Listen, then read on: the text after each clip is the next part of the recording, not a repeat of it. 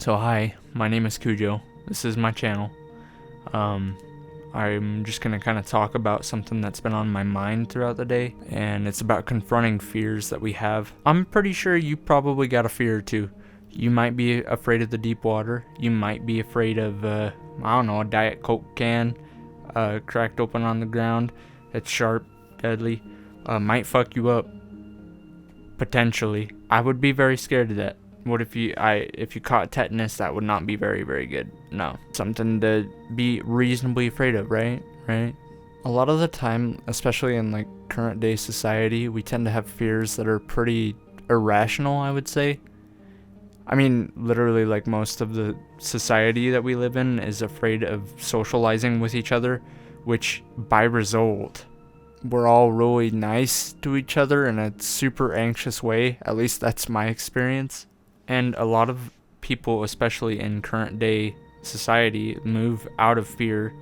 We do things out of fear of losing our home or our cars or the relationship you've been in for 2 years or losing your leg potentially. And I don't feel like it needs to really be that way. Life should really be about moving out of love for the things that you love, and the fear is going to be there, but you kind of have to move with the fear, which leads to one of the points I wrote down. I wrote down a few points for making this, but I am doing this completely without a script, so I'm so sorry if I seem batshit crazy. I don't know. But one of the points I wrote down was courage is moving in the face of fear. Courage, to me, it doesn't matter what length or scale of courage it is, or what scale of fear it is. Courage is just moving in the face of fear and not letting fear completely control your life. Even if you're socially anxious and you're talking to just the cashier at a grocery store, just being able to give them a compliment or just ask how they're doing can make the biggest difference. And that's you moving in the face of fear. I think when people think of courage, they think of the Cowardly Dog, or they think of maybe like Link from Legend of Zelda, or just some hero from a movie or game where they're fighting titans and huge demons, when courage really actually looks like just getting over your fear of bees, or just something simple like that. A lot of the time we have fear because we don't know the end result of something. We're unsure of what's gonna happen to us, and so our mind plays like worst case scenario. Oh my god, if I take my dog to the vet, she's gonna fucking die, bro. She's gonna have a heart attack and she's gonna fucking die. I don't know, maybe she just got some like weird, like, I don't know what dogs get, or paws like fucked up or some shit. But being unsure of a result and moving anyways makes you a braver person. It allows you to not let your emotions control you, which is kind of an end result that everybody wants. You don't want to allow your emotions to control you.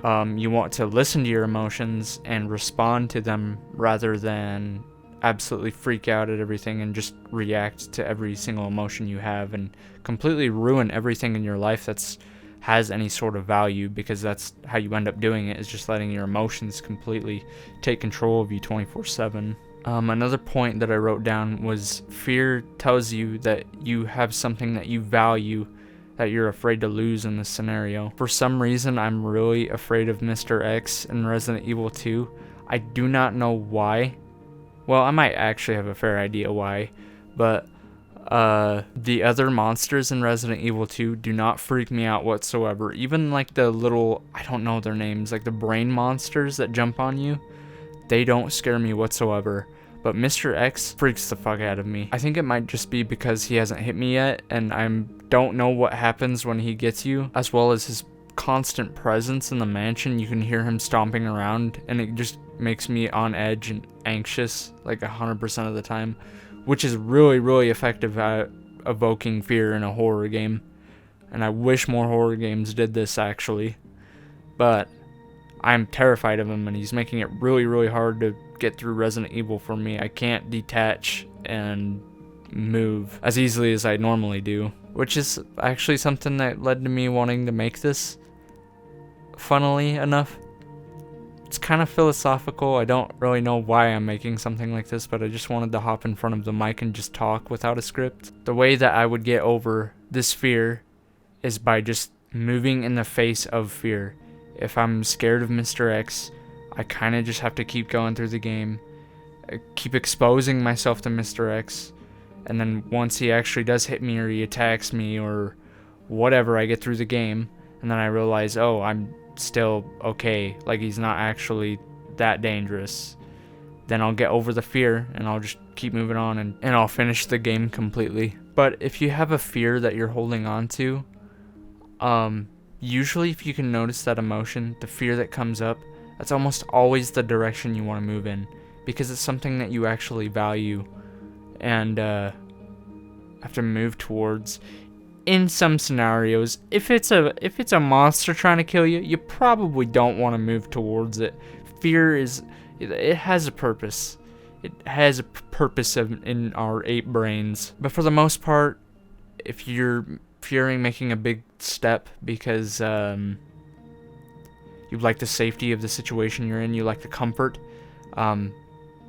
comfort is gonna eventually lead to your demise. So you always want to just be taking little baby steps towards things that you're kind of scared of, and not a serial killer, not Jeffrey Dahmer. More so little fears, like maybe asking your boss for a raise, or making a leap to a job that you might want to do but are kind of afraid of everything else surrounding it, like being able to pay the bills, or being able to pay the car or fuel, all that type of stuff. Your well-being is the most important. And confronting fear makes you more courageous, makes you stronger, and makes you realize, I don't gotta be scared of every damn thing. I don't gotta be scared of a bee. I don't gotta be scared of spiders. I'm still actually pretty scared of spiders, but I just gotta keep moving with spiders in my fucking face, I guess. I don't know. Like, a good realization to have is to realize that the world is actually working for you, and it's not working against you. It doesn't want to see you suffer.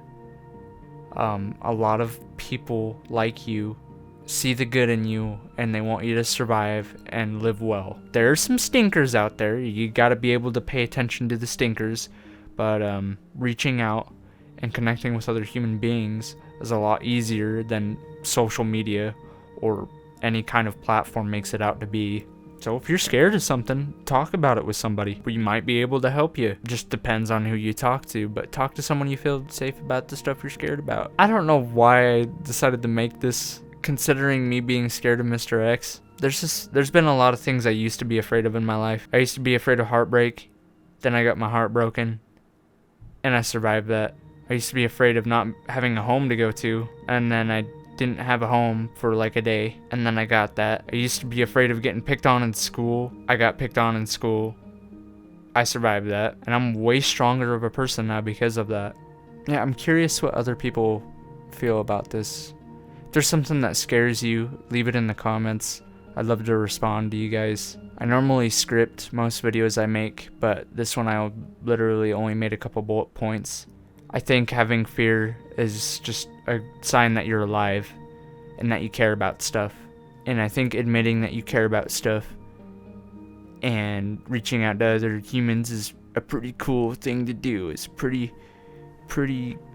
epic of you. But yeah, that being said, don't be afraid to reach out to me or people you love or people you might want to reach out to.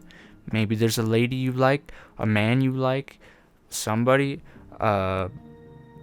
non-binary, a plant. As long as the plant consents, you like, just don't be afraid to reach out.